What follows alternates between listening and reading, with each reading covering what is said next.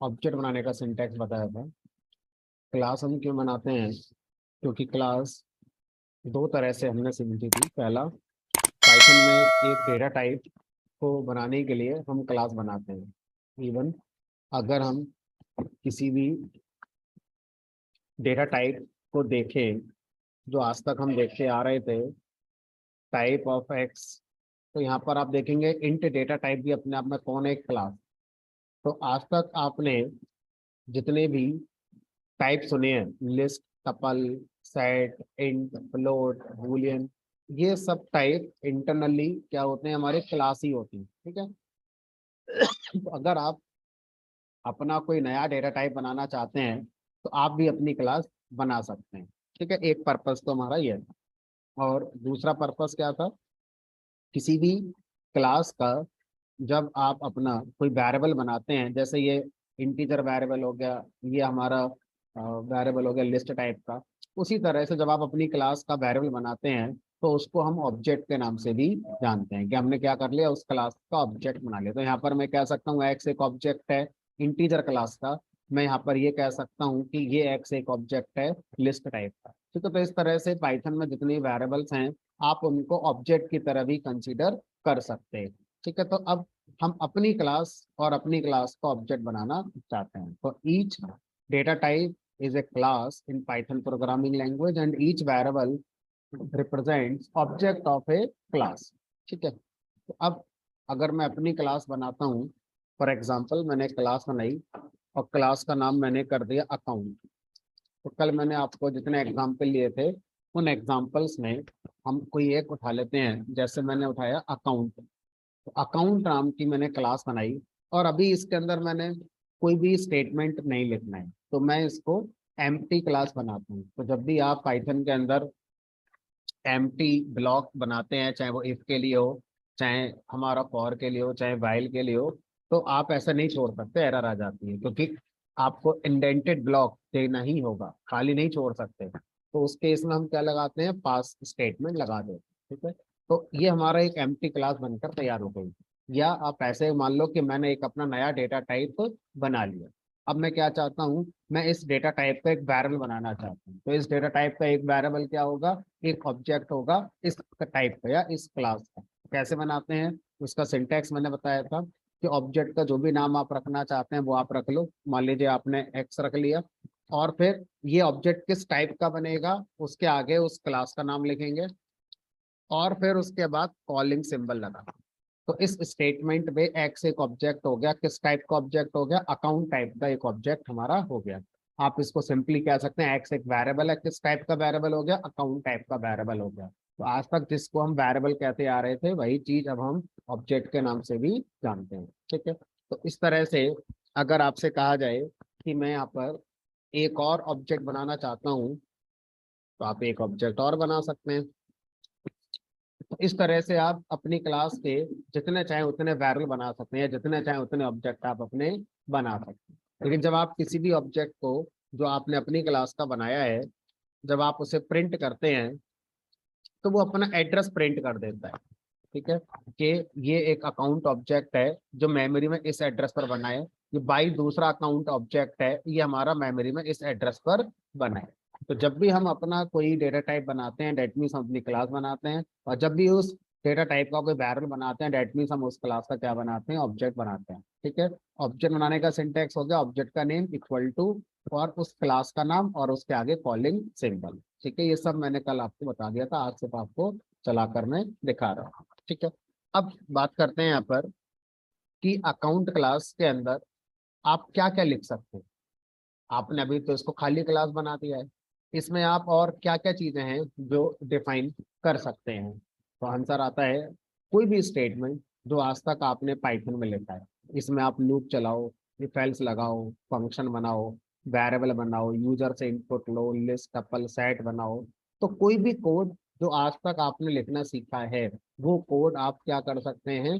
Class के अंदर अपना डिफाइन कर सकते हैं। बट ज्यादा बार हम क्या डिफाइन करते हैं उसको समझने की कोशिश करते हैं। ठीक है, तो मान लीजिए मैंने कोई भी फिर से यही क्लास बनाई अकाउंट। तो किसी भी क्लास के अंदर हम जनरली डिफाइन करते हैं क्या, फंक्शन। किसी भी क्लास के अंदर हम जनरली डिफाइन करते हैं फंक्शंस, ठीक है।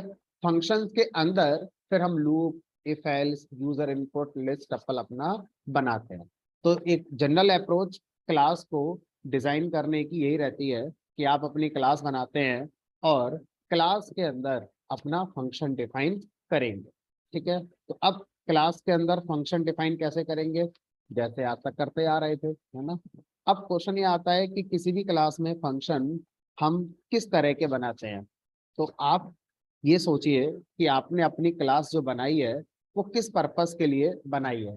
हमने कहा बैंक में जो भी हमारे कस्टमर आते हैं वो अपने अकाउंट्स ओपन करते हैं, उनके अकाउंट्स को दिखाने के लिए हमने ये क्लास अपनी बनाई है, ठीक है। अब हम ये मान के चल रहे हैं कि मान लीजिए अगर बैंक में कोई एक कस्टमर आता है और वो अपना अकाउंट ओपन करता है, तो कोडिंग में हम एक ऑब्जेक्ट से उसके अकाउंट को दिखाएंगे। इसका मतलब है कि रियल टाइम पर कोई खाता खुला हो, तो हमने प्रोग्राम में क्या कर दिया, अकाउंट क्लास का एक ऑब्जेक्ट बना दिया। अब एक दूसरा कस्टमर बैंक में आया, उसने अपना अकाउंट ओपन कराया, तो इक्विवेलेंट प्रोग्राम में क्या करना है, एक और अकाउंट क्लास का ऑब्जेक्ट बना देना। तो इस तरह से अगर एक बैंक में 10 अकाउंट ओपन होते हैं तो हमें प्रोग्राम में क्या करना है, अकाउंट क्लास के 10 ऑब्जेक्ट अपने बना देंगे। तो इस तरह से हर अकाउंट ऑब्जेक्ट बैंक का एक अकाउंट को रिप्रेजेंट कर रहा है, ठीक है। अब ये बताओ, जो ये अकाउंट ऑब्जेक्ट हैं ये क्या काम कर सकते हैं, जो ये अकाउंट ऑब्जेक्ट हैं ये क्या काम कर सकते हैं। हमने कहा अकाउंट ऑब्जेक्ट अमाउंट को डिपॉजिट कर सकता है। किसी भी अकाउंट में एक यूजर क्या करेगा, बैंक में अगर उसने अकाउंट खुलवाया है तो उसमें रुपए जमा करेगा, उसमें से निकालेगा, किसी को ट्रांसफर करेगा, यही सब काम करेगा, बैलेंस चेक करेगा अपना, ठीक है। तो आप उसी काम को करने का जो फंक्शन है वो आप अपनी क्लास में डिफाइन करते हैं। तो किसी भी टाइप पर क्या ऑपरेशन हो सकते हैं, उसी काम को करने के फंक्शन ही उस क्लास में डिफाइन होने चाहिए। तो यहाँ पर मैं एक फंक्शन बनाऊंगा, मान लीजिए डिपॉजिट। अब यहाँ पर क्या लिखूंगा वो बात की बात है। अभी के लिए मान लीजिए मैंने सिंपल लिख दिया ऐसे करके, दिस इज डिपॉजिट। ऐसे ही और क्या बनाओगे, हमने कहा और बताओ क्या कर सकते हो अकाउंट पर, विड्रॉ। तो ये विड्रॉ नाम से हमने फंक्शन बना दिया। तो इस तरह से किसी भी अकाउंट टाइप में हम क्या डिफाइन करते हैं, फंक्शंस डिफाइन करते हैं। और वो फंक्शंस जनरली क्या होते हैं, जो उस टाइप को फोकस करके बनाए गए हों, है ना। तो अकाउंट में डिपॉजिट हो गया, विड्रॉ हो गया, चेक बैलेंस हो गया, ट्रांसफर हो गया, मिनी स्टेटमेंट। तो इस तरह के हम क्या बना सकते हैं, अलग अलग फंक्शंस अपने इस अकाउंट क्लास के अंदर बना सकते हैं। तो अब फिर से हम अपनी क्लास क्यों बना रहे हैं, क्योंकि हम एक नया डेटा टाइप बनाना चाहते हैं। आप एक नया डेटा टाइप क्यों बनाना चाहते हैं, क्योंकि जिस चीज को हम अपने प्रोग्राम में दिखाना चाहते हैं उसका डेटा टाइप प्रोग्राम के पास पहले से है ही नहीं। जैसे मुझे इंटीजर दिखाना है तो है, मुझे फ्लोट दिखाना है तो है, मुझे स्ट्रिंग दिखानी है तो है, मुझे अकाउंट दिखाना है तो अकाउंट नाम से कोई डेटा टाइप होता ही नहीं है पाइथन में। तो फिर मैंने सोचा अपना बना लेते हैं। अपना कैसे बनाएं, उसके लिए कहा गया कि आप क्लास बनाएंगे, तो हर क्लास एक नया डेटा टाइप को रिप्रेजेंट करेगी। इवन पाइथन प्रोग्रामिंग लैंग्वेज में जितने डेटा टाइप में वो सब भी क्या है, क्लास होते हैं। इंट भी क्लास है, फ्लोट भी एक क्लास है, लिस्ट भी एक क्लास है। तो अगर मैं एक नया डेटा टाइप बनाऊंगा तो ये भी कौन है, एक क्लास है। फिर उसके बाद आया सर ये ऑब्जेक्ट क्या होता है। तो अगर हम प्रोग्रामिंग की नजरों से देखें तो उस टाइप का एक वेरिएबल एक ऑब्जेक्ट कहलाता है। तो अगर हमने कोई टाइप बनाया है तो उस टाइप के हम कितने वेरिएबल बना सकते हैं, जैसे इंट टाइप के हम 4 बनाते हैं वेरिएबल ABCD, ऐसे स्ट्रिंग के बना सकते हैं कितने वेरिएबल। उसी तरह से हमने अपना नया टाइप बनाया तो उसके हम जितने चाहे उतने वेरिएबल बना सकते हैं। वो वेरिएबल क्या कहलाते हैं, उस क्लास के ऑब्जेक्ट हमारे कहलाते हैं, ठीक है। अब अगला क्वेश्चन आया कि किसी भी क्लास में आप क्या लिखते हैं, तो आंसर आया कि हमने वो क्लास क्यों बनाई है, किसी रियल लाइफ के कॉन्सेप्ट को ऑटोमेट करने के लिए। अब जैसे आप बैंक में अकाउंट्स के कॉन्सेप्ट को ऑटोमेट करना चाहते हैं, तो आप ये देखिए कि अकाउंट्स में क्या क्या ऑपरेशन हो सकते हैं। जो जो ऑपरेशंस उस अकाउंट में हो सकते हैं, वही सारे ऑपरेशन करने के लिए आपको फंक्शंस बनाने होते हैं, और वो फंक्शंस कहाँ बनाएंगे, अपनी क्लास के अंदर आप बनाएंगे। तो हमने देखा बैंक के अकाउंट में डिपॉजिट होता है, विड्रॉ होता है, और बहुत सारे काम होते हैं। तो हर काम को करने के लिए एक एक फंक्शन अपनी क्लास के अंदर अपना बना दे। आसान सा कॉन्सेप्ट है एकदम, कोई रॉकेट साइंस नहीं है इसमें, है ना। अब अगला क्वेश्चन ये आता है कि अगर मैं किसी फंक्शन को ऐसे बना दूं, ऐसे भी तो मैं फंक्शन आज तक बना ही रहा था, ये फंक्शन तो मैं बिना क्लास के ही बना सकता हूँ।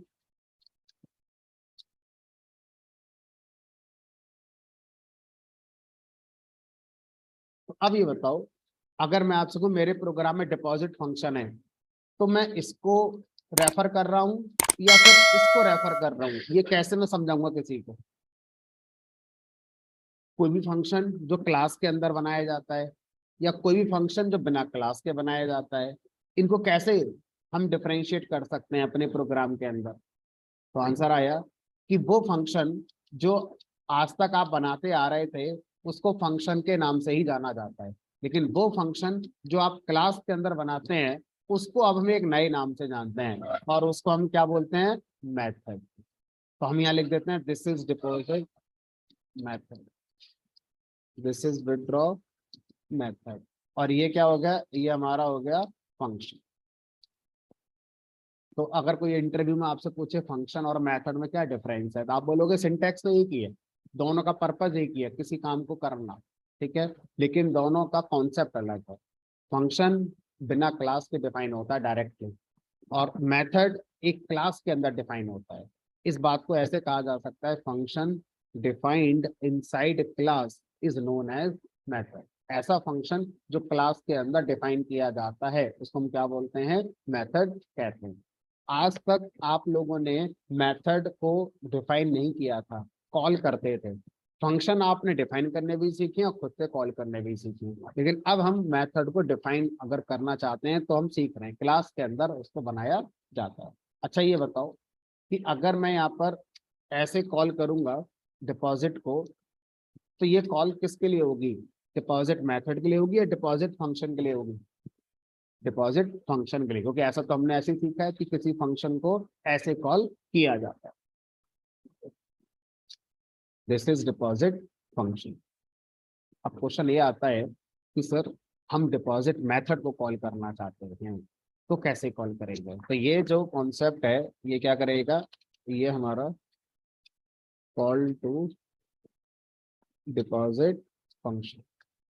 सर हम तो डिपॉजिट मेथड कॉल करना चाहते हैं, तो अच्छा ये बताइए, अगर डिपॉजिट मेथड कॉल करेंगे, दैट मीन्स किसी के अकाउंट में कुछ जमा करने वाली बात हो रही है।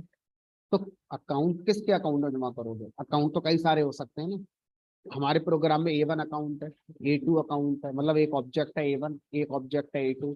तो किस ऑब्जेक्ट के अकाउंट में आप जमा कराते हो, जिस ऑब्जेक्ट के अकाउंट में आप जमा कराओगे, उस ऑब्जेक्ट का नाम A1, उसके बाद लगाएंगे डॉट, उसके बाद वो मेथड जो उस ऑब्जेक्ट पे आप कॉल करना चाहते हो।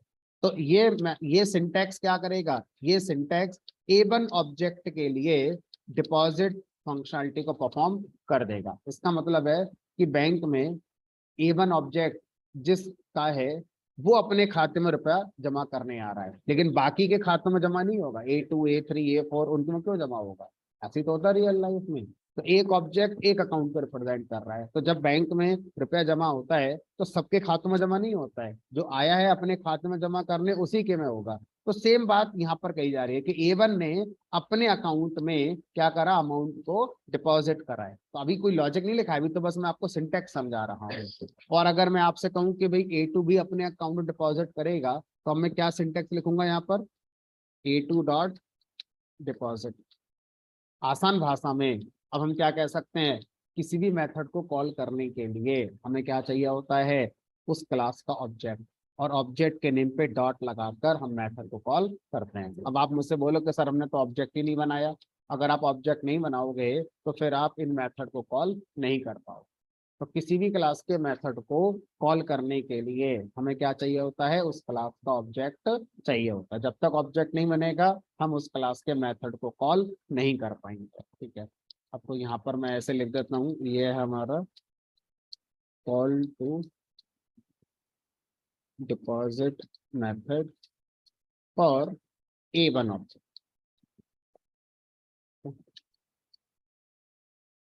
और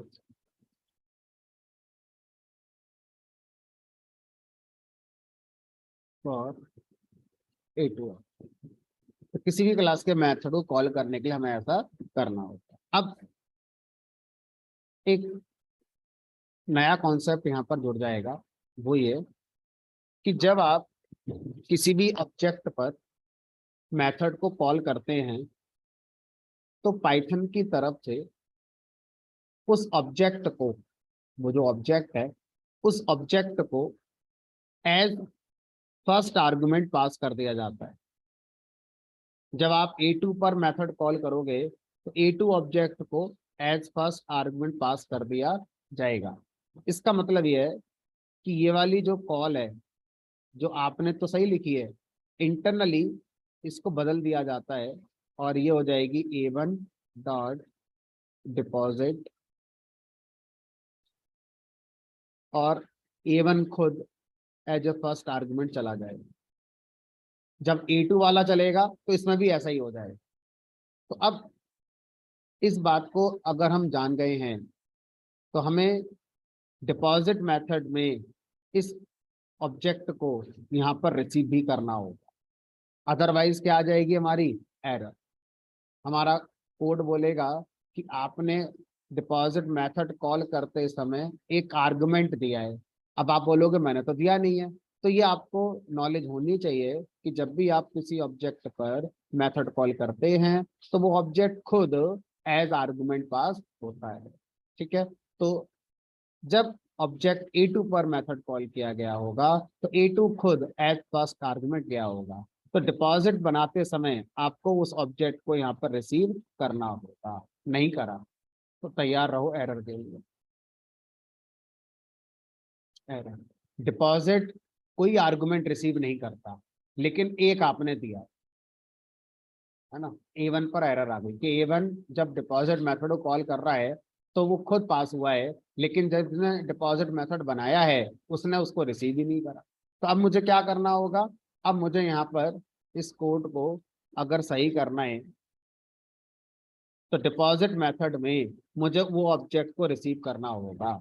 तो जब डिपॉजिट मेथड A1 ऑब्जेक्ट पे चल रहा है तो इस वेरिएबल में कौन आएगा, A1 ऑब्जेक्ट आ जाएगा। और जब डिपॉजिट मेथड A2 पे कॉल हुआ है तो इसके अंदर कौन आ जाएगा, हमारा A2 आ जाएगा। ठीक है, तो अब अगर मैं आपसे कहूं कि मैं यहाँ पर किसी भी ऑब्जेक्ट को रिसीव कर रहा हूं तो यहाँ पर कौन सा ऑब्जेक्ट आया होगा। अभी आपने इस नजर से देखा, अब आप अपना नजरिया उल्टा कर दीजिए। आप यहां से ये कहते हैं कि जिस ऑब्जेक्ट ने मेथड कॉल किया वो खुद एज फर्स्ट आर्गुमेंट जाएगा। अगर मैं आपसे पूछूं कि इस वेरिएबल में कौन सा ऑब्जेक्ट आएगा तो आप क्या बोलेंगे, इस वेरिएबल में कौन सा ऑब्जेक्ट आएगा, वो ऑब्जेक्ट खुद आएगा जिसने डिपॉजिट मेथड को कॉल किया हो। ठीक है, यही तो बोलेंगे। तो अगर हम खुद को अंग्रेजी में अगर बोल रहे हैं तो क्या बोलते हैं खुद को अंग्रेजी में, तो जहां तक मुझे पता है सेल्फ कहते हैं, है ना।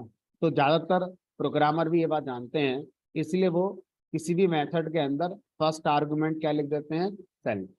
सेल्फ कोई पाइथन का कीवर्ड नहीं है, सेल्फ एक वेरिएबल का नाम है, जैसे IJK XYZ आपका होता है।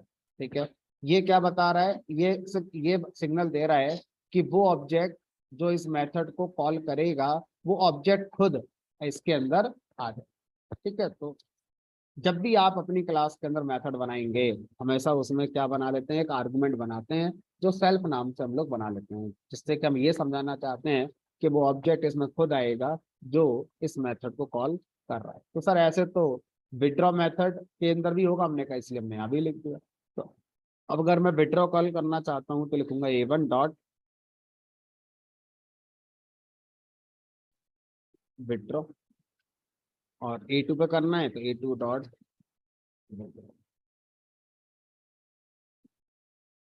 तो इस तरह से किसी भी क्लास का अगर आप मेथड बनाते हैं तो उसको कॉल करने के लिए क्या चाहिए, हमें उसी क्लास का ऑब्जेक्ट चाहिए होता है। ठीक है। अब अगर मैं इस बात को थोड़ा सा आगे बढ़ाऊं और आपसे कहूं कि मेरे पास एक क्लास है ए, इसके अंदर एक मेथड है शो, और यहाँ पर सिंपल लिख दिया शो ऑफ ए। एक क्लास बनाई मैंने बी, इसके अंदर एक मेथड बनाया डिस,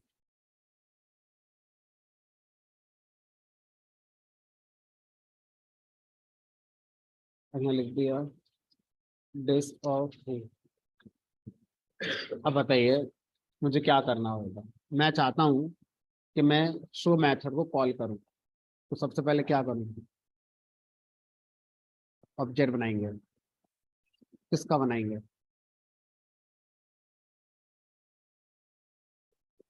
ऑब्जेक्ट किसका बनता है, शो का बनेगा, क्लास का बनता है। तो क्लास का नाम शो है, ए है, तो ऑब्जेक्ट किस क्लास का बनेगा, ए का।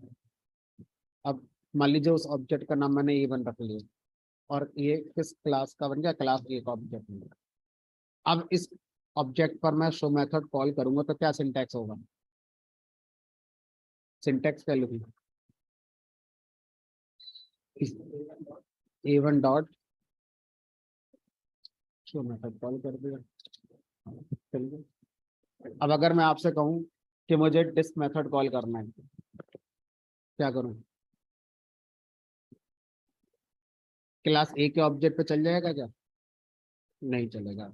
हमने कहा नहीं, तो चला कर देखेंगे। कह रहा था, कह रहा है क्लास ए के ऑब्जेक्ट में तो डिस्क है ही नहीं, और है ही नहीं क्यों नहीं है, क्योंकि दिख रहा है किसी भी ऑब्जेक्ट पर डॉट लगाकर आप उन्हीं मेथड को कॉल कर सकते हैं जो मेथड उस ऑब्जेक्ट की क्लास में है। तो क्या डिस्क मेथड A1 ऑब्जेक्ट की क्लास ए में है, हमने कहा नहीं, इसलिए क्या आ गई एरर।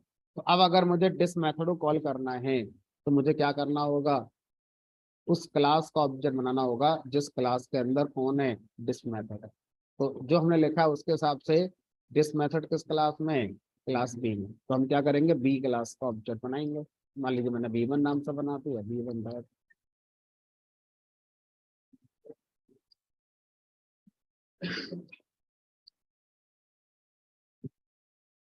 क्या दो क्लास में सेम नेम के मेथड हो सकते हैं, मैंने क्लास बी में भी शो नाम से मेथड बना दिया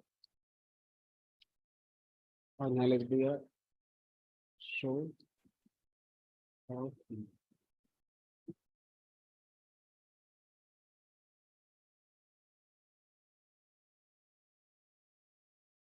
तो क्लास ए में भी शो मेथड है, क्लास बी में भी शो मेथड है, यहाँ लिख दिया शो ऑफ ए, यहाँ लिख दिया शो ऑफ बी। अब मुझे ये बताओ कि अगर मुझे शो मेथड कॉल करना है तो किस क्लास का ऑब्जेक्ट बनाऊंगा, ठीक है। तो जिस क्लास का मेथड कॉल करना चाहते हो उसी क्लास का ऑब्जेक्ट बनाना होगा। जैसे मैंने A1 ऑब्जेक्ट बनाया क्लास ए का, तो ये क्लास ए का शो कॉल करेंगे, शो ऑफ ए। अब आप चाहते हो कि मैं इस वाले शो को कॉल करूं, तो ये जिस क्लास में है उस क्लास का आप ऑब्जेक्ट बनाइए और उस क्लास के ऑब्जेक्ट पे डॉट लगा के ये वाला मेथड कॉल। तो दो क्लास में सेम नेम के मेथड हो सकते हैं। एक क्लास में कितने मेथड हो सकते हैं, जितने चाहे उतने मेथड होते हैं। एक क्लास में एक मेथड बनाओ, दो बनाओ, तीन बनाओ, चार बनाओ, 10 बनाओ, 100 बनाओ, जितने चाहे उतने मेथड एक क्लास के अंदर बना सकते हैं। ठीक है। चलो, अब आता है अगला पॉइंट। ये जो क्लास आपने बनाई है अकाउंट वाली, अब इस अकाउंट क्लास में हम चाहते हैं कि जब कोई भी अकाउंट खुले, दैट मीन्स अकाउंट क्लास का कोई भी ऑब्जेक्ट बने, तो बैंक में किसी भी अकाउंट में कुछ प्रॉपर्टीज होती हैं, कुछ डेटा होता है, जैसे उसका अकाउंट नंबर, उसका इनिशियल बैलेंस, तो वो सब भी तो हम यहाँ दिखाना चाहेंगे। तो वो सब अगर मुझे दिखाना है तो कैसे दिखाएंगे? तो किसी भी क्लास के अंदर जो हमारे ऑब्जेक्ट्स बनते हैं, हम उन ऑब्जेक्ट के अंदर प्रॉपर्टीज को ऐड करना चाहते हैं, हम उन ऑब्जेक्ट्स के अंदर डेटा को ऐड करना चाहते हैं। तो ये कैसे हो? किसी भी क्लास के ऑब्जेक्ट के अंदर डेटा कैसे ऐड होता है? How to add properties in data members to object। तो ऑब्जेक्ट के अंदर डेटा मेंबर्स या प्रॉपर्टीज को हम कैसे ऐड करते हैं? तो उसके लिए एक कॉन्सेप्ट बनाया गया जिसका नाम होता है हमारा कंस्ट्रक्टर। कंस्ट्रक्टर, तो कंस्ट्रक्टर नाम से एक टॉपिक होता है, कंस्ट्रक्टर। ठीक है, तो अब कंस्ट्रक्टर क्या होता है?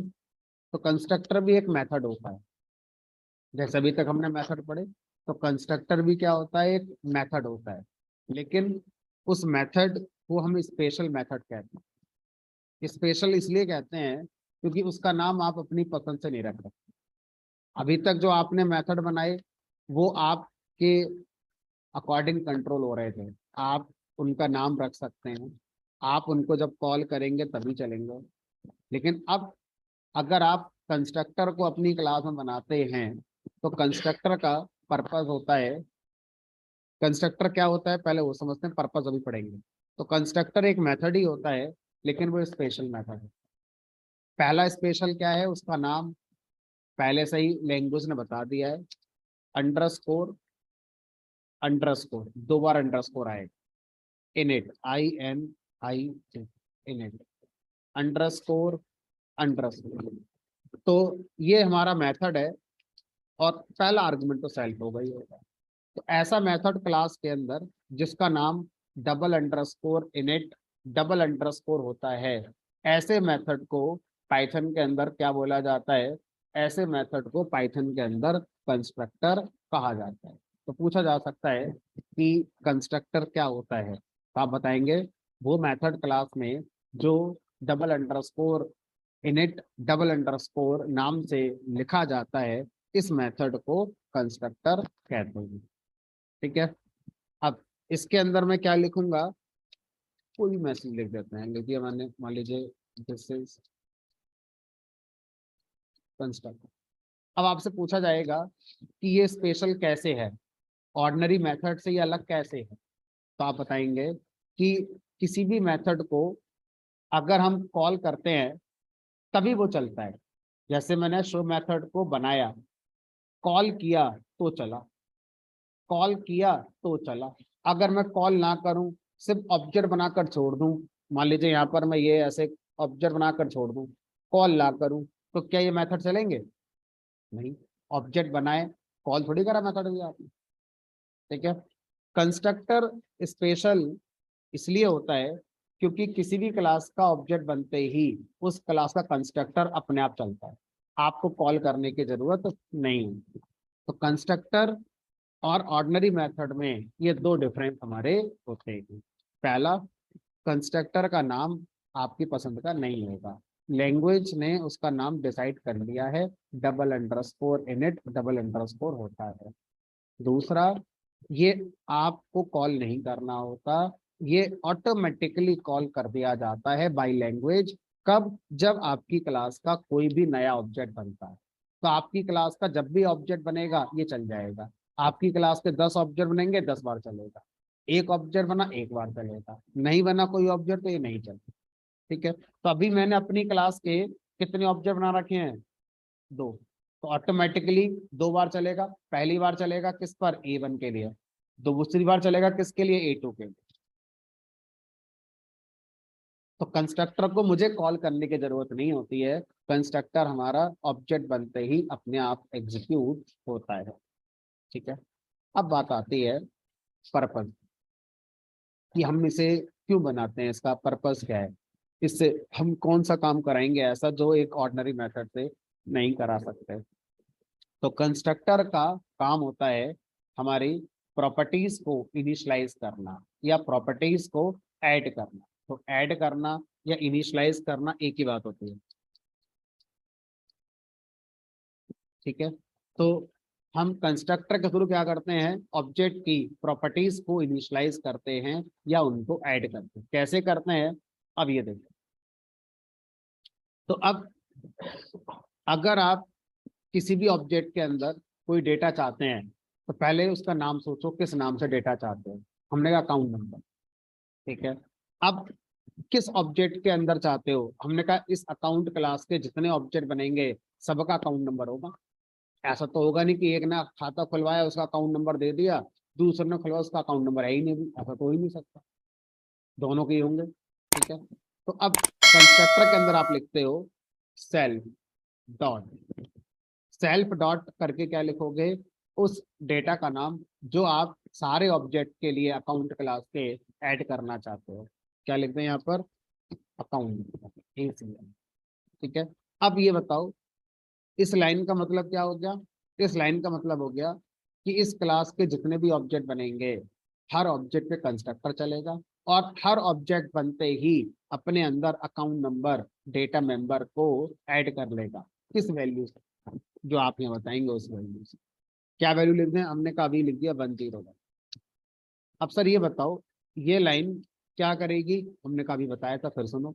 ये लाइन अकाउंट क्लास के जितने भी ऑब्जेक्ट बनेंगे हर ऑब्जेक्ट के अंदर इस नाम का डेटा मेंबर ऐड कर देगी। अब ये नाम का कोई रूल नहीं है, ये आप अपनी पसंद से कुछ भी दे सकते।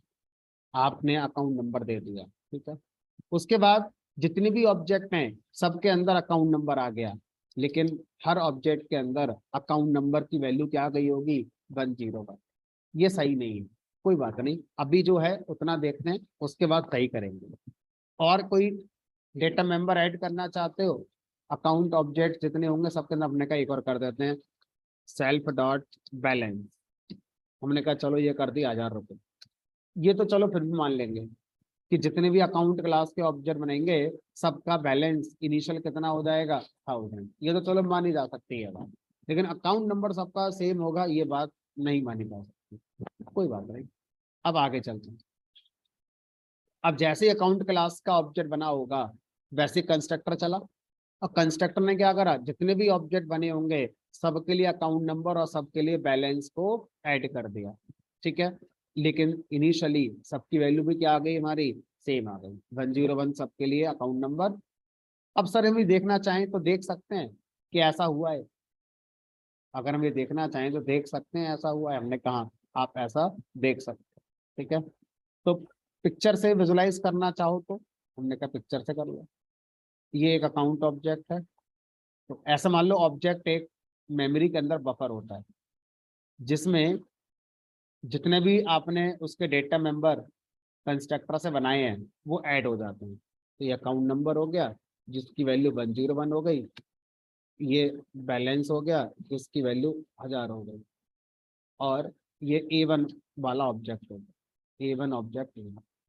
ऐसे इमेजिन कर लो ये मेमोरी के अंदर पिक्चर हो गई। ठीक है, ऐसे ही दूसरा वाला जो अकाउंट ऑब्जेक्ट है A2, उसके अंदर भी अकाउंट नंबर आ गया 101 और बैलेंस आ गया इनिशियली 1000, और ये ऑब्जेक्ट हो गया आपका A2।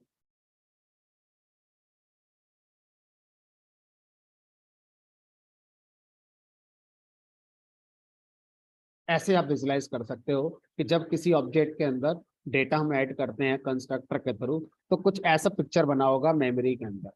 तो इसको इसको आप इमेजिन कर सकते हैं कि ऐसे होते नहीं, एक ऑब्जेक्ट को आप एक बॉक्स की तरह समझ सकते हैं। ऑब्जेक्ट एक बफर है, ऑब्जेक्ट एक स्टोरेज है जिसमें हम कुछ स्टोर कर सकते हैं।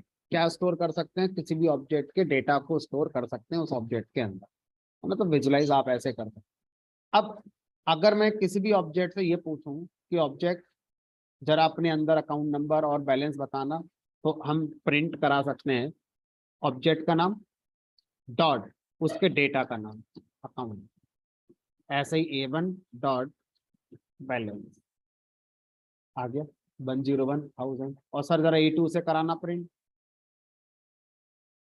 यहाँ लिखेंगे A2 dot account number, A2 dot balance. A1 का भी आ गया और A2 का भी आ गया। सर अभी पता नहीं चल रहा है क्योंकि दोनों का एक ही हो गया है। तो अब एक प्रोग्राम और बनाते हैं जिसमें हम कंस्ट्रक्टर से क्या बोलेंगे, कंस्ट्रक्टर जितने भी ऑब्जेक्ट बने सब में अकाउंट नंबर और बैलेंस तो ऐड करना, लेकिन सबकी वैल्यू अलग अलग कर दें। तो अब अलग अलग कैसे कर दोगे यहाँ पर, तो उसके दो तरीके हैं। पहला तरीका है कि आप यूजर से इनपुट ले लो, यहाँ पर enter account number, enter initial value, आप ऐसा कर सकते हैं।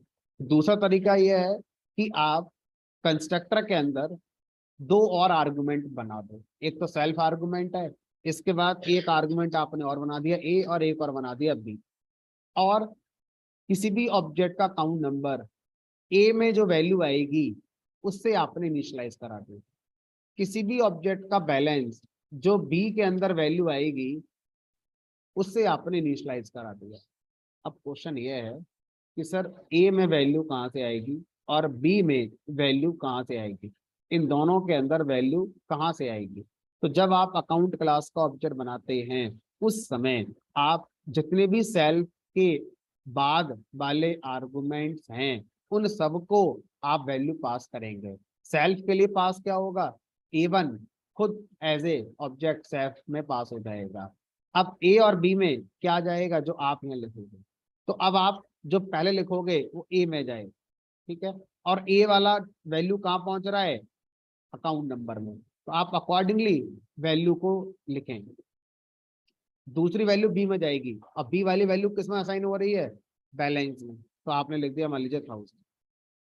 तो A1 का, अब देखो जो A1 है इसको अगर मैं पिक्चराइज करूं तो आप ऐसे कर सकते हैं कि A1 चला गया सेल्फ में, ये आ गया इसमें, ये आ गया इसमें, तो सेल्फ का मतलब यहाँ पर कौन हो गया फिर A1। A1 का अकाउंट नंबर क्या हो गया 101, A1 का बैलेंस कितना हो गया 1000, ठीक है। अब जब ये लाइन चली होगी, इस लाइन के चलने से चीजें बदल गई। जो A1 है इस बार A2 पहुंच गया सेल्फ में, और ए और बी में कौन आएगा, जो इस बार आप अकाउंट ऑब्जेक्ट बनाते समय आप कंस्ट्रक्टर में पास करेंगे। मान लीजिए 102 और ये कर दिया 2, तो इस तरह से 102 पहुंचेगा इस बार ए में और 2000 पहुंच गया आपका बी में। इस बार सेल्फ का मतलब कौन है, A2, तो A2 का अकाउंट नंबर क्या हो गया, जो ए में वैल्यू अभी आई थी, A2 का बैलेंस क्या हो गया, जो अभी बी में वैल्यू आई। तो अगर इस कोड को रन कराएंगे तो आपका अकॉर्डिंग आंसर, A1 का अकाउंट नंबर बैलेंस ये रहा, A2 का अकाउंट नंबर बैलेंस ये रहा। तो इस तरह से जब हम किसी भी क्लास का ऑब्जेक्ट बनाते हैं तो हम क्लास का नेम लिखकर कॉलिंग करते हैं, और क्लास के नेम में जब हम आर्गुमेंट पास करते हैं तो एक्चुअल में वो क्लास के आर्गुमेंट नहीं होते, एक्चुअल में वो क्लास के अंदर जो कंस्ट्रक्टर होता है उसके आर्गुमेंट होते हैं। तो बहुत से लोग इसको कंस्ट्रक्टर कॉल भी कह देते हैं कि ये कंस्ट्रक्टर कॉल हो रही है, जबकि वास्तव में ये क्लास को कॉल किया गया है। और इंटरनली यही क्लास कॉल करते समय आप इसका जो कंस्ट्रक्टर होता है उसके आर्गुमेंट को यहाँ पर पास अपना कर सकते हैं। ठीक है, तो इस तरह से हम क्या कर सकते हैं, किसी भी क्लास के अंदर हम क्या बना सकते हैं, मेथड को बना सकते हैं। दो तरह के हमने मेथड यहाँ पर अभी देखे, पहला ऑर्डिनरी मेथड हो गया हमारा और दूसरा कंस्ट्रक्टर हमारा हो गया। ठीक है, अब हमसे पूछा गया क्या क्लास के अंदर कोई ऐसा मेथड बनाया जा सकता है जिसको कॉल करने के लिए क्लास का ऑब्जेक्ट ना बनाना पड़े। इंटरव्यू में आपसे क्वेश्चन पूछा जा सकता है कि क्लास के अंदर हम कोई मेथड कैसे बनाएं कि हम उसे कॉल कर पाए लेकिन क्लास का ऑब्जेक्ट ना बनाना पड़े। ऐसा किया जा सकता है ना। तो अभी हमने दो तरह के मेथड पढ़े, अब दो और तरह के मेथड होते हैं। एक होता है हमारा यहाँ पर क्लास मेथड। क्या होता है क्लास मेथड? बनाते, तो क्लास बनाई, क्लास का नाम मान लीजिए आपने कोई भी रख लिया, आसान सा ये रख लिया। अब मैं आपसे कहूँ इस क्लास के अंदर एक मेथड बनाओ शो, और यहाँ लिख दिया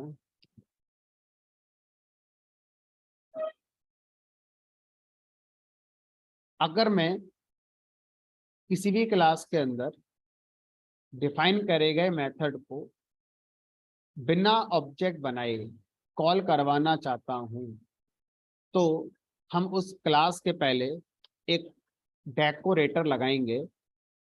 डेकोरेटर को यहाँ पर हम ऐट सिंबल से दिखाते हैं, और उस डेकोरेटर का नाम है क्लास मेथड। तो किसी भी मेथड के ऊपर जस्ट हमारा, अगर हम ऐड क्लास मेथड लिख देते हैं तो इसको हम टेक्निकल टर्म में बोलते हैं डेकोरेटर। तो इससे क्या होता है, ये मेथड क्लास मेथड हो जाता है।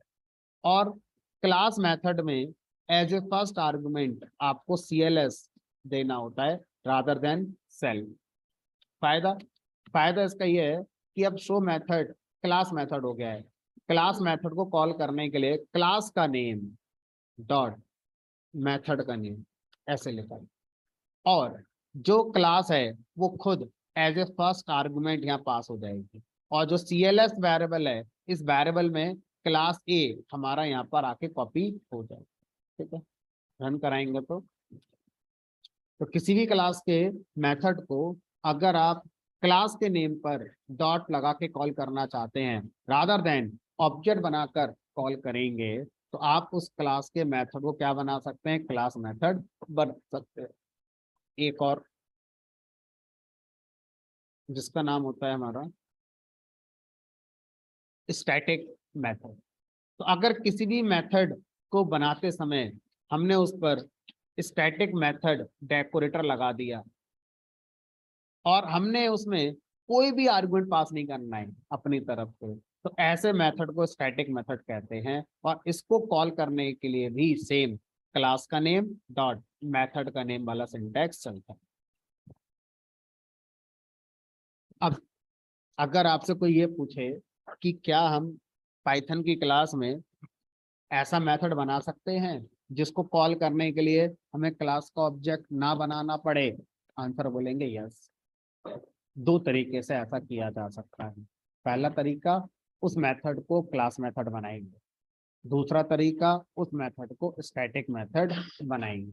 ठीक है, क्लास मेथड जब आप बनाएंगे तो उसके लिए क्लास मेथड डेकोरेटर लगाएंगे, और अगर स्टैटिक मेथड लगाएंगे तो उसके लिए स्टैटिक मेथड डेकोरेटर लगाएंगे।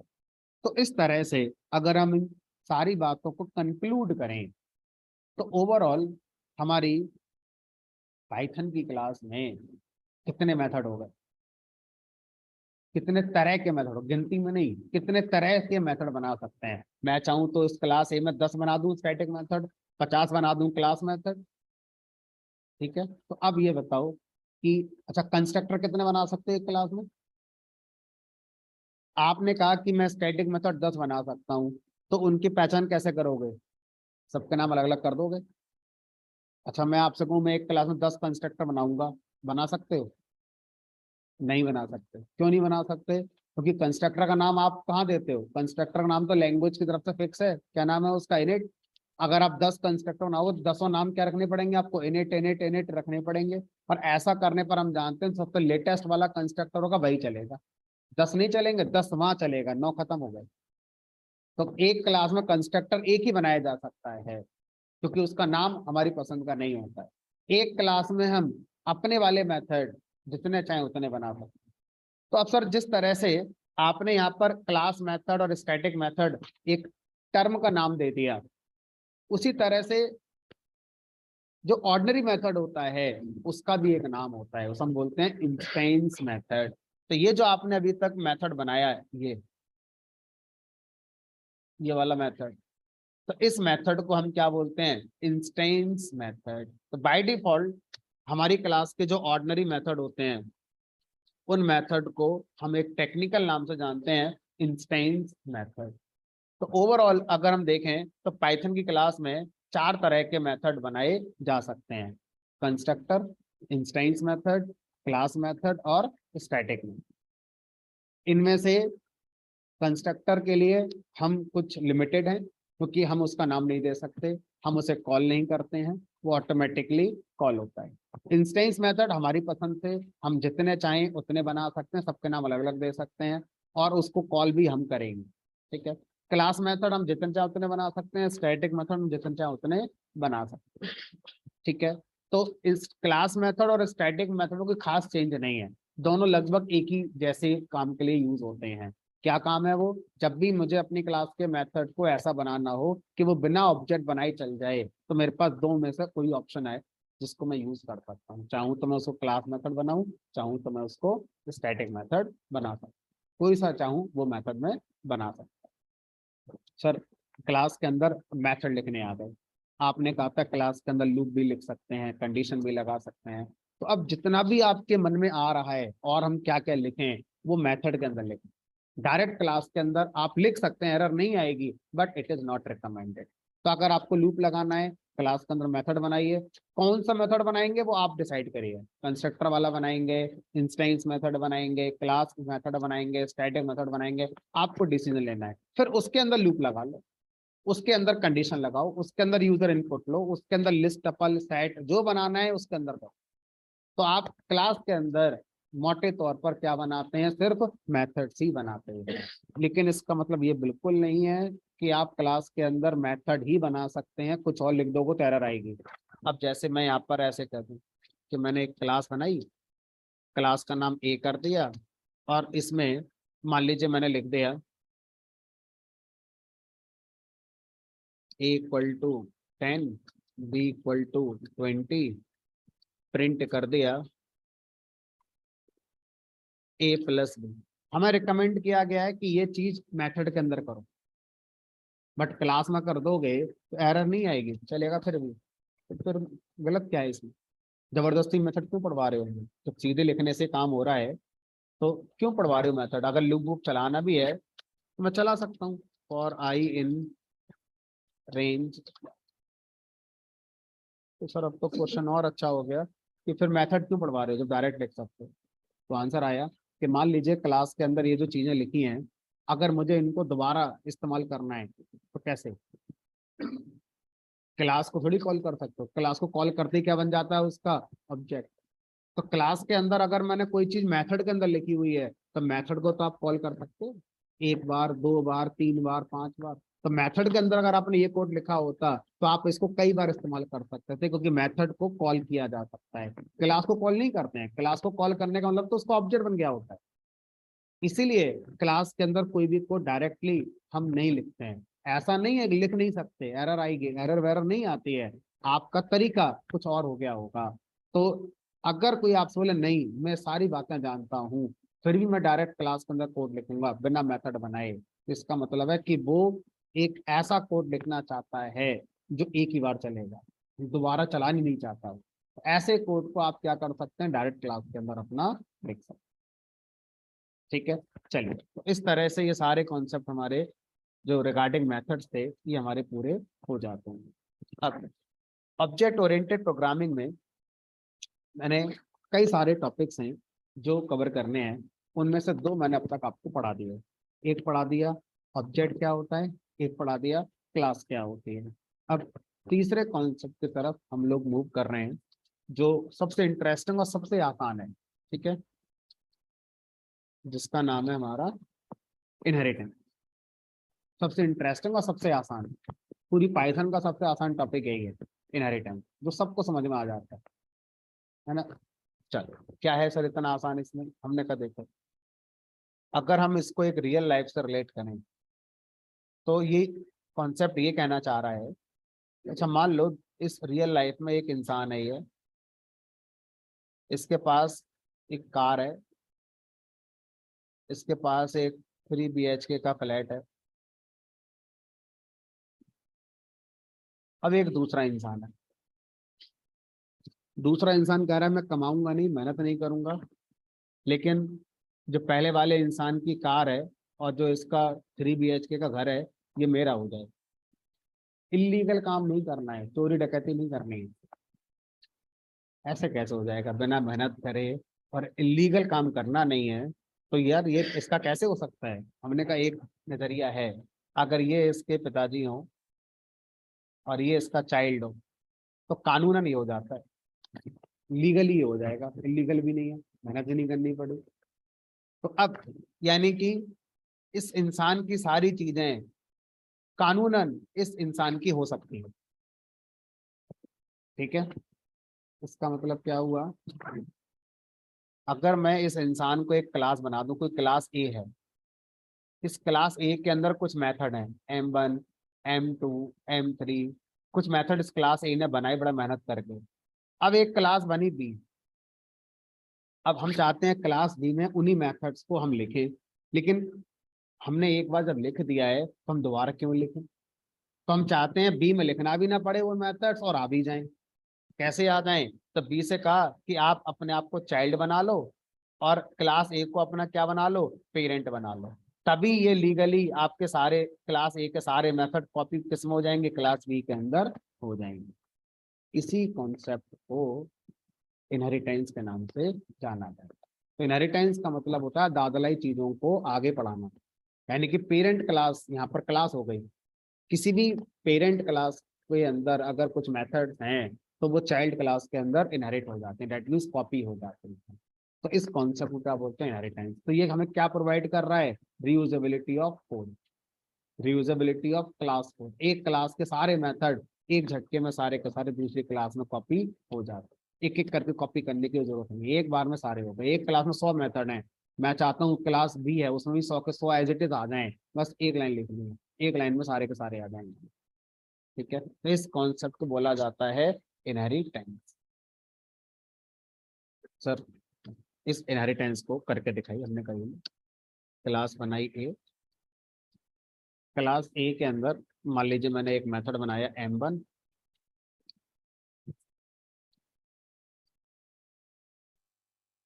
मैं लिख दिया M1 इन ए। एक क्लास बनाई M2, सॉरी एक मेथड बनाया M2 क्लास ए के अंदर ही, और लिख दिया M2 इन ए।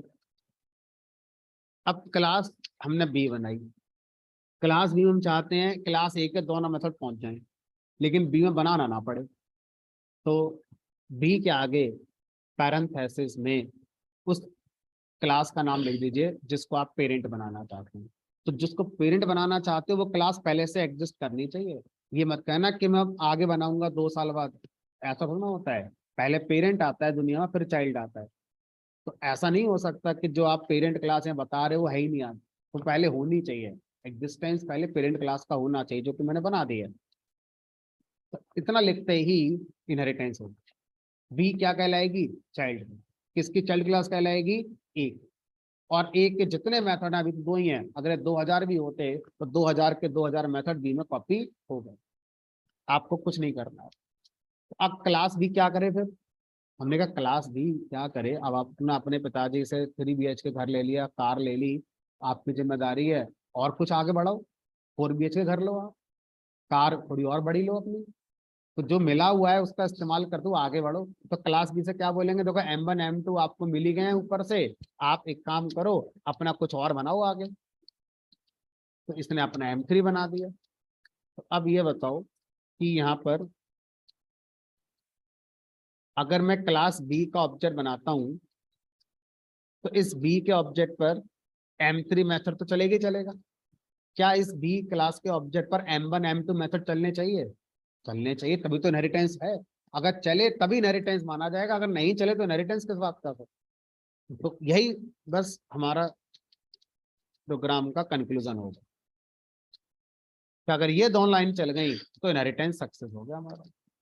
एरर आ गई क्योंकि N1 लग गया। M1 M2 बी के पास अपने नहीं है, कहाँ से आ रहे हैं वो, ए से आ रहे हैं, क्योंकि यही वाला तो चल रहा है जो मैंने लिखा हुआ है। यही मेथड तो बी में कॉपी में हमारे, यही तो चल रहा है। जिसे हम क्या बोलते हैं, इनहेरिटेंस। अब इनहेरिटेंस के ना कई फ्लेवर होते हैं, ये तो एक फ्लेवर हो गया। इनहेरिटेंस एक तरह का नहीं होता है, इनहेरिटेंस के अलग अलग हमारे क्या होते हैं फिर, फ्लेवर होते हैं। तो उन फ्लेवर्स में क्या डिफरेंस है इनहेरिटेंस के। अभी जो आपने इनहेरिटेंस किया है, ये इनहेरिटेंस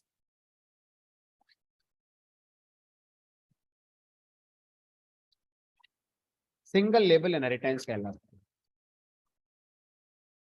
ऐसा भी तो हो सकता है, हरिवंश राय बच्चन ने जो कमाया अमिताभ बच्चन को दे दिया, अमिताभ बच्चन ने हरिवंश राय से जो मिला और खुद जो कमाया अभिषेक बच्चन को दे दिया। समझ में आ रहा है, दादाजी वाली कहानी आ रही है ना। तो अब अगर मैं इसमें ये बात ऐड कर दूं दादाजी वाली, तो यहाँ पर लिख दिया मैंने मल्टी लेवल, इसे बोलते हैं मल्टी लेवल। तो मल्टी लेवल में क्लास ए, उसकी चाइल्ड बनी बी, और बी की चाइल्ड हमने बना दी मान लीजिए C। और इसने अपना कुछ मेहनत करी, कमाई करी, इसने अपना कोई मेथड बना दी M4 MC। अब अगर मैं ऑब्जेक्ट बनाऊं सी का, तो सी के ऑब्जेक्ट पर कौन कौन से मेथड मिलेंगे, वो जो सी ने कमाए हैं, प्लस जो उसने अपने पेरेंट से लिए दैट इज M3, प्लस उसके पेरेंट ने अपने पेरेंट से जो लिए, मतलब M1 M2 और M3। अब ये बी का हिस्सा हो गए, अब ये तीनों इकट्ठे होकर सी के अंदर नरेट हो जाएंगे हमारे। ठीक है, तो अब मैं सी के ऑब्जेक्ट पे क्या कर सकता हूँ, C1 dot M1, C1 dot M2, C1 dot M3, C1 dot M4। तो ऐसे इनहेरिटेंस को क्या बोलते हैं, मल्टी लेवल इनहेरिटेंस कहते हैं। अब ये बताओ, अभिषेक बच्चन में सिर्फ अमिताभ बच्चन के फीचर आए होंगे, जया बच्चन के नहीं आए होंगे, है ना। तो यहाँ पर अब अगला कॉन्सेप्ट क्या बनने जा रहा है, मल्टीपल इनहेरिटेंस। मल्टीपल इनहेरिटेंस क्या कहता है, आपके पास पहले दो अलग अलग क्लास है, एक क्लास ए है, एक क्लास बी है। ए बी को नहीं जानता, बी ए को नहीं जानता, दोनों एक दूसरे को नहीं जानते। लेकिन क्लास सी ये चाहती है कि मुझे दोनों के मेथड मिल जाएं, ए का भी मिल जाए दोनों मेथड, और बी के पास जितने हैं वो भी मिल जाएं। तो ऐसा किया जा सकता है, और ऐसा करते समय ये अपने दो पेरेंट बना सकते हैं, ए comma B comma C comma. तो कोई भी क्लास जितने चाहें उतने पेरेंट बना सकती है, सिंटैक्स में कॉमा लगाते हुए उन पेरेंट्स को लिखा जाता है। तो अब यहाँ पर सी क्लास का जब मैं ऑब्जेक्ट बनाऊंगा, तो सी क्लास के ऑब्जेक्ट में अपना मेथड होगा, प्लस जो पहले पेरेंट्स आया वो सारे मेथड होंगे M1 M2, प्लस बी से जो आया वो सारे मेथड भी होंगे। तो यहाँ पर क्या हो गया, मल्टीपल इनहेरिटेंस। तो अब आप बोलोगे सर इस वाले प्रोग्राम के आउटपुट और इस वाले प्रोग्राम के आउटपुट डिफरेंस तो है ही नहीं। डिफरेंस लॉजिकल है, सोचो, अगर मैं यहाँ पे क्लास बी का ऑब्जेक्ट बना देता, तो उस पर कितने मेथड मिलते, M1 M2 M3। इस वाले में अगर मैं क्लास बी का ऑब्जेक्ट बना दूं, तो उसमें सिर्फ कितने मेथड मिलेंगे मुझे, M3 M1 M2 तो मिलेगी नहीं, है ना। आप सी को देख रहे हैं, सी के इस बार दो डायरेक्ट पेरेंट है, यहाँ पर सी का डायरेक्ट पेरेंट एक ही है, ए उसका ग्रैंड पेरेंट। यहाँ पर सी का ग्रैंड पेरेंट कोई है ही नहीं, दोनों के दोनों क्या है इसके, डायरेक्ट पेरेंट। तो ऐसे इनहेरिटेंस को क्या बोला जाता है, मल्टीपल इनहेरिटेंस। ठीक है, एक और इनहेरिटेंस हमारा होता है जिसका नाम होता है हमारा hybrid inheritance. Hybrid inheritance mixture होता है मल्टीपल प्लस मल्टी लेवल। तो मल्टीपल और मल्टी लेवल जब दोनों मिल जाते हैं, तो हमारा क्या बनता है, हाइब्रिड बनता है। जैसे मान लीजिए ये मैंने कॉपी करा, ए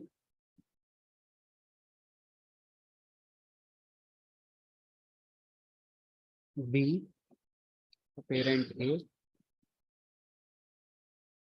सी, और एक क्लास बनाई मैंने यहाँ पर डी।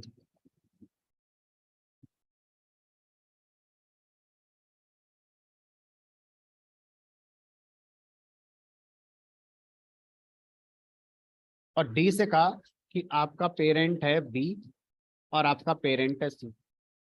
अब ध्यान से देखो, डी का पेरेंट है बी, बी का पेरेंट कौन है ए, तो डी बी ए, ये कौन सा इनहेरिटेंस हो गया, डी, डी का पेरेंट बी, बी का पेरेंट ए, ये कौन सा इनहेरिटेंस चल गया, मल्टी लेवल। अच्छा इधर देखो, डी का पेरेंट बी और डी का पेरेंट सी, तो ये कौन सा इनहेरिटेंस हो गया एक साथ हमारा, मल्टीपल। तो यानी कि डी किसका एग्जांपल है, मल्टी लेवल और मल्टीपल दोनों का। ऐसे देखो ये डी, डी के ऊपर बी, बी के ऊपर ए, तो ए इनहेरिट हुआ बी में, बी इनहेरिट हुआ डी में, लेकिन डी के साथ ये सी भी है, सी भी इनहेरिट हो रहा है किसमें, डी में।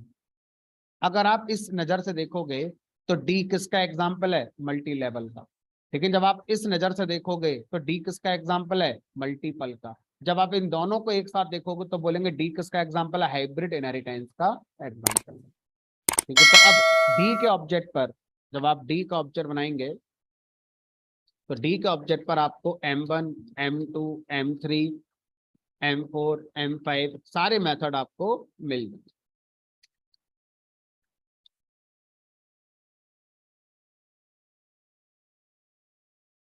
ये हमारा इनहेरिटेंस का कॉन्सेप्ट होता है। इनहेरिटेंस अभी खत्म नहीं हुआ, अभी रह गया है। कल ऑफ रहेगा थर्सडे, परसों मिलेंगे। परसों इनहेरिटेंस और इनकैप्सुलेशन, परसों हम कोशिश करेंगे ऑब्जेक्ट ओरिएंटेड प्रोग्रामिंग हमारी खत्म। ठीक है।